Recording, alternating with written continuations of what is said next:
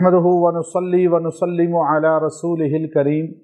अम्मा बादु फ़अऊज़ु बिल्लाहि मिनश शैतानिर रजीम बिस्मिल्लाहिर रहमानिर रहीम। मुफ्ती हनीफ कुरैशी साहब और मिर्ज़ा इंजीनियर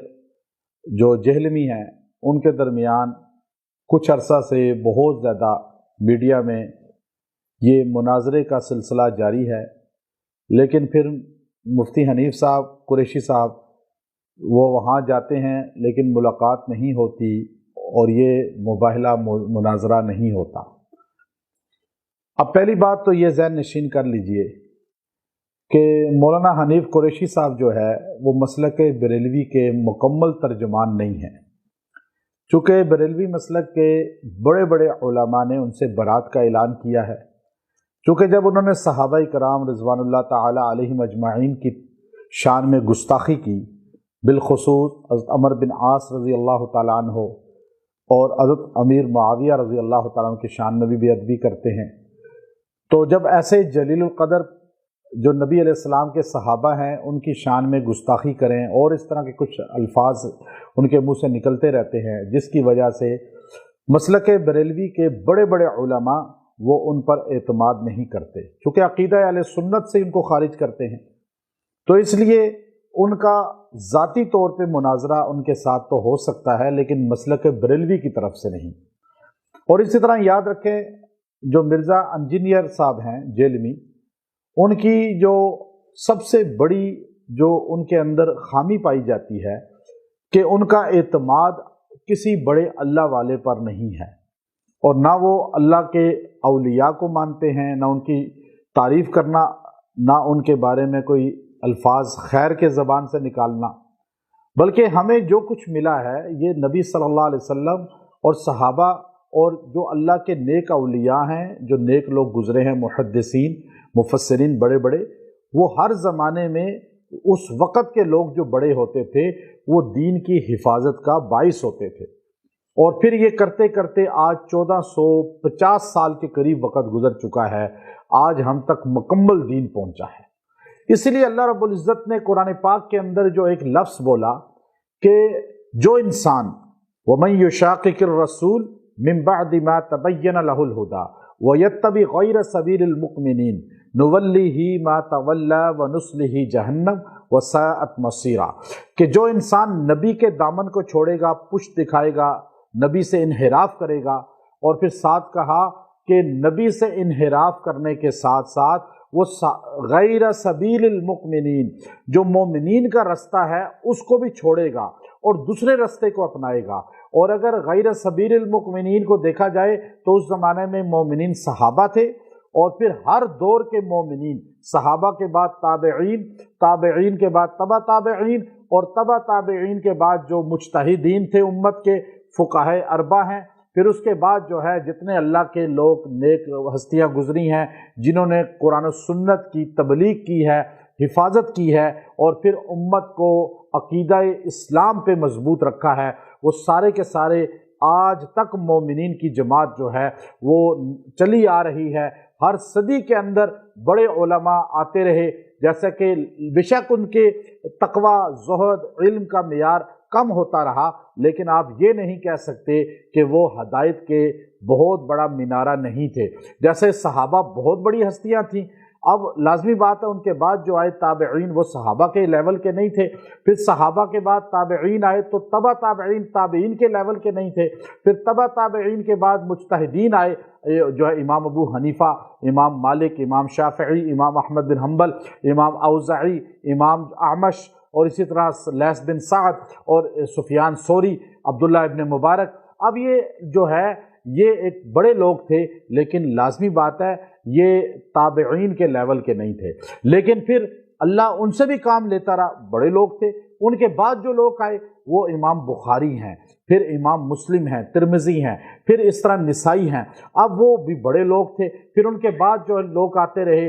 यहाँ तक कि इमाम गज़ाली پھر اس کے بعد جو شیخ عبدالقادر جیلانی، پھر اس کے بعد جو ہے آپ دیکھیے معین الدین چشتی اجمیری جیسے لوگ، پھر اس کے بعد کرتے کرتے شاہ ولی اللہ جیسے لوگ، پھر اس کے بعد مولانا قاسم نانوتوی رحمۃ اللہ علیہ جیسے لوگ، پھر مولانا رشید گنگوئی رحمۃ اللہ علیہ، پھر اس کے بعد مولانا اشرف علی تھانوی رحمۃ اللہ علیہ اور مولانا انور شاہ رحمۃ اللہ علیہ، یوں کرتے کرتے پھر مولانا الیاس دہلوی رحمۃ اللہ علیہ، شیخ الحدیث مولانا زکریا رحمۃ اللہ علیہ، پھر اس کے بعد آپ دیکھیے امیر شریعت عطا اللہ شاہ بخاری رحمۃ اللہ علیہ، اور آج ہمارے اس زمانے میں بھی جو لوگ ان نسبتوں کے حامی ہیں، حامل ہیں اور ان بڑوں کو مانتے ہیں، ان پر اعتماد کرتے ہیں، یہ سارے کے سارے مومنین طبقہ تھا جو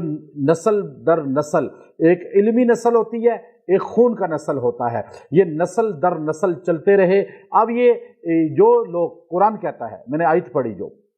وَيَتَّبِعْ غَيْرَ سَبِيلِ الْمُؤْمِنِينَ، اور جو بندہ ان مومنین کے رستے کو چھوڑ کر چلے گا، یعنی وہ سلسلہ اب خالی کہ جی میں صحابہ کی بات کرتا ہوں تابعین کو نہیں مانتا، وہ بھی غلط ہے، کیونکہ تابعین صحابہ کے بعد مومنین تھے جو قرآن کے وارث تھے، جو حدیث کے وارث تھے، جو امت کی اصلاح کا باعث تھے، پھر تبع تابعین، پھر مجتہدین، پھر اولیاء، پھر محدثین، پھر فقہا، یہ چلتے چلتے چلتے آج کے بڑے علماء ہم جب اپنے گرد دیکھتے ہیں، شیخ الاسلام مفتی تقی عثمانی صاحب دامت برکاتہم العالیہ، پھر ہم دیکھتے ہیں مفتی منیب الرحمن صاحب دامت برکاتہم العالیہ، پھر ہم دیکھتے ہیں اس وقت جو ہے بڑے بڑے جو دنیا کے اندر علماء ہیں، اکابر ہیں، وہ انہی طبقات سے چلنے والے، نسبت رکھنے والے ہیں، اس لیے سارے مومنین ہیں، اور جو ان کے رستے کو چھوڑے گا، جیسا کہ مرزا انجینئر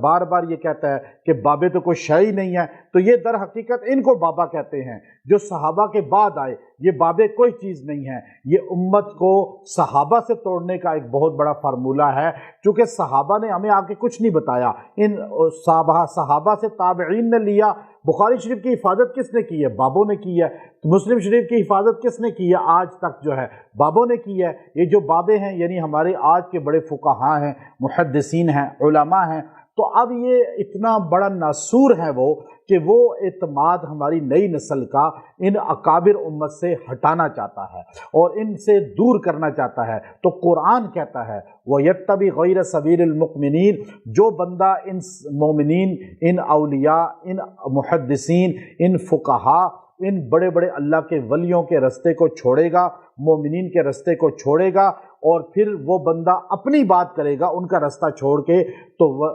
فرمایا نُوَلِّهِ مَا تَوَلَّى وَنُصْلِهِ جہنم، تو وہ اوندے منہ دوزخ میں گرا دیا جائے گا۔ ہم یہ سمجھتے ہیں آج میڈیا کے دور میں اپنے اکابر پر اعتماد اشد ضروری ہے، اپنے اللہ والوں پر اعتماد اشد ضروری ہے۔ کروڑوں لوگ جو ایک سوچ و فکر رکھ کر، عقیدہ توحید رکھ کے، رسالت رکھ کے وہ دنیا سے چلے گئے، وہ سارے گمراہ، اور ایک بندہ میڈیا پہ بیٹھا ہوا کہہ رہا ہے کہ میں ٹھیک ہوں، اور وہ جو دلائل دے رہا ہے وہ بھی غلط دے رہا ہے،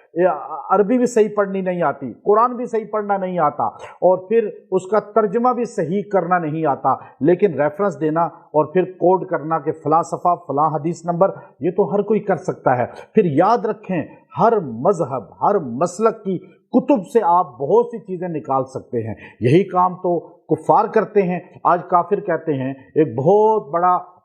جو ہے وہ کافر تھا، مجھے ایک ملک میں ملا باہر، وہ کہنے لگا کہ ہندو تھا، وہ کہنے لگا آپ کہتے ہیں کہ ہم فلاں فلاں کی پرستش کرتے ہیں، آپ کے قرآن میں بھی غلط باتیں لکھی ہوئی ہیں۔ میں نے کہا کہاں لکھا ہوا ہے؟ کہا اس نے مچھر کی باتیں لکھی ہوئی ہیں، اب مکھی کی باتیں لکھی ہوئی ہیں، قرآن پاک میں جو ہے اس طرح کے گالیاں دی جاتی ہیں۔ میں نے کہا قرآن میں گالی کون سی ہے؟ کہا دیکھیں لعنت اللہ علی الکاذبین، لعنت اللہ علی الظالمین۔ تو اب جو دیکھیے انہوں نے قرآن سے نقص نکالے۔ اب مرزا صاحب جو ہے وہ قرآن پاک میں تو ایسی باتیں ابھی نہیں کر سکتے، انہیں فوراً اسلام سے خارج کر دیا جائے گا، تو اب وہ کیا کرتے ہیں، وہ کتابوں کے حوالے دیتے ہیں کہ فتاوی شامی کے اندر یہ لکھا ہوا ہے، عالمگیری کے اندر یہ لکھا ہوا ہے، حضرت تھانوی کی کتب میں یہ لکھا ہوا ہے، فلاں کی کتب میں یہ لکھا ہوا ہے۔ تو میری بات یاد رکھیں کہ جتنی بھی کتب ہیں وہ کتب بعد میں پرنٹ ہوتی رہی ہیں، اور اکثر لوگوں کو کتب کا نہیں پتہ ہوتا، کتب پڑھتے ہی نہیں ہیں۔ زیادہ تر لوگ جو ہے وہ اپنی درسی کتب پڑھتے ہیں یا اپنی خاص چند کتابیں ہیں وہ مطالعہ کرتے ہیں۔ جو کتابیں چھاپی جاتی ہیں پرنٹنگ کی، اس میں غلطیاں آ جاتی ہیں اور بعد میں جو ہے اس کو یا بعض لوگ شرارتاً اس پہ غلطی لے آتے ہیں اور اس کو پرنٹ کر دیتے ہیں اور اس کو آپ پھر کہتے ہیں جی یہ فلاں کتاب میں لکھا ہوا ہے، حالانکہ ایسا ہوتا نہیں ہے۔ اور عقیدہ ایسا کسی مسلمان کا نہیں ہے، چاہے وہ دیوبندی ہے، بریلوی ہے یا اہل حدیث ہے، کہ وہ کبھی بھی ایسا نہیں کرے گا کہ وہ کوئی ایسا لفظ بولے جس سے عقیدہ توحید، رسالت یا جو ہے نبی علیہ الصلوۃ والسلام اور صحابہ کی ہستیوں کے متعلق کوئی ایسی جملہ پیدا ہو جس سے ایمان چلا جائے۔ اب مرزا جیلمی جو ہے وہ ایک بہت بڑا فتنہ ہے، وہ فتنہ ہے۔ اب وہ فتنہ نوجوان نسل کو جو ہے اپنی چرب زبانی سے وہ گمراہ کر کے اکابر امت، اولیاء امت اور اپنے جو پہلے گزر گئے اکابر، ہمارے اللہ والے، ہمارے محدثین، مفسرین، ان سے بدزن کرنا چاہتا ہے۔ اور یہ حدیث ہے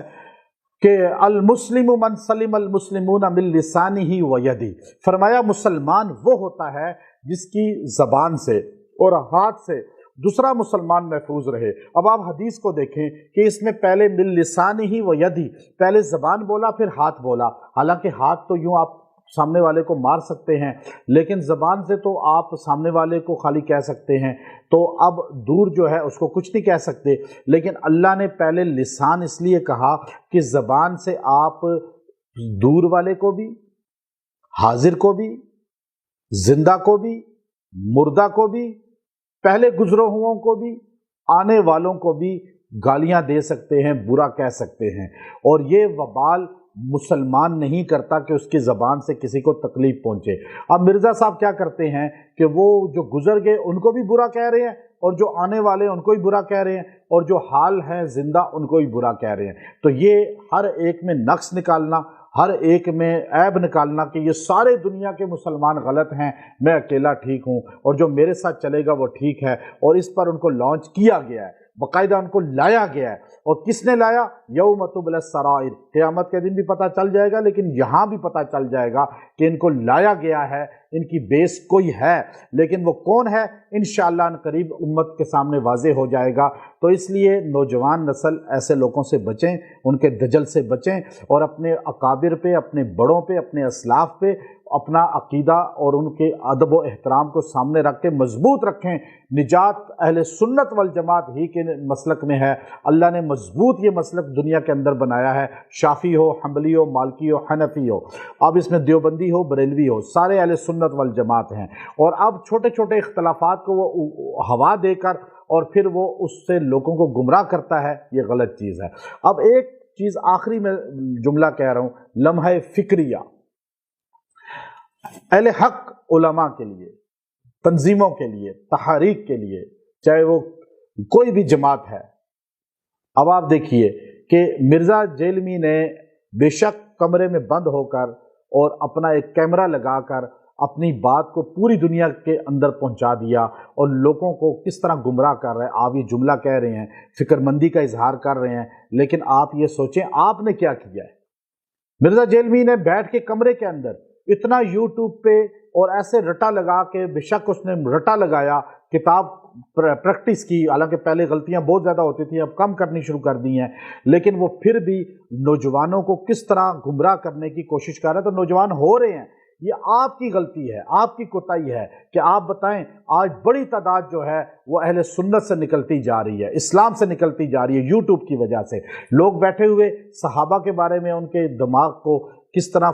فتنوں کے اندر مبتلا کرتے ہیں، صحابہ کی غلطیاں ان کو بتاتے ہیں اور اللہ والوں کی غلطیاں بتاتے ہیں، اور غلط بے شک ریفرنس دے کر لیکن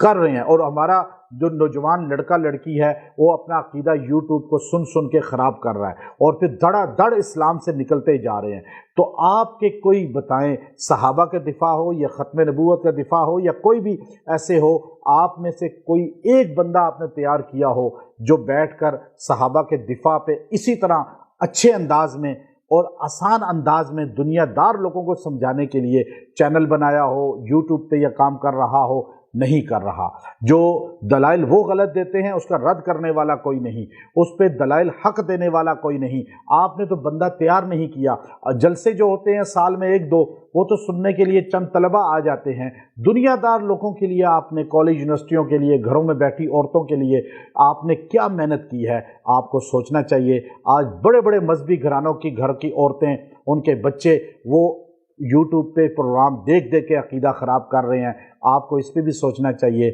اللہ تعالی حق سمجھنے کی توفیق عطا فرمائے۔ وآخر دعوانا ان الحمد للہ رب العالمین۔